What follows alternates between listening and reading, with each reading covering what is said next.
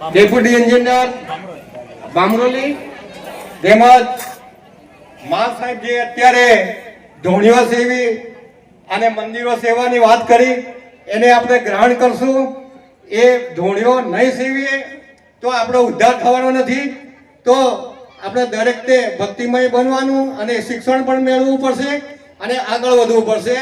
આજની આ વિશાળ સભામાં ભટકવાડા ગામે પરિશ્રમ કરી આદ્યશક્તિ અંબામાં અને ગાયત્રી માતાનું સ્થાપન કર્યું છે અને સાથે સાથે ગુરુ ગોવિંદ જ્યોતિષર મહારાજ અને નગીનદાસ મહારાજનું પણ સ્થાપન કર્યું છે. સાથે ભૈરવ સતી તેમજ બજરંગબલી દાદા આ તમામનું સ્થાપન થયું છે.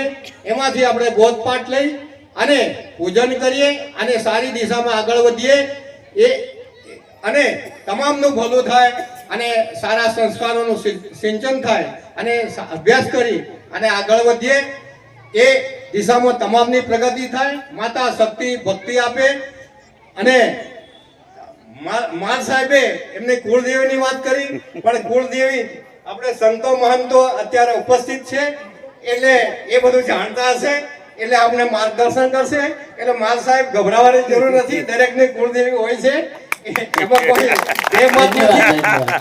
આપ સૌનો વિશાળ સંખ્યામાં ઉપસ્થિત રહ્યા એ બદલ પ્રમુખ તરીકે ગુજરાતના હું આપનો આભાર વ્યક્ત કરું છું. જય હિન્દ, જય ભારત, જય ભેડ માતા. જય ભેડ માતા. ચાલો આનંદ આપણો સરસ સાહેબે આભાર વિધિ કરીને આપણો સમય પણ નીકળી ગયો. લગભગ 5 વાગવા એમ લાગે. બડી ખુશીની વાત છે. હવે જમવા માટે બધા પધારો આનંદથી અને પછી દર્શન કરવા બાકી દર્શન કરી લો અને પછી પોતપોતાના ઘરે આપણે વિદાય ભજન જમી આવી ભજન લલકારો એમાં મારું કેવું.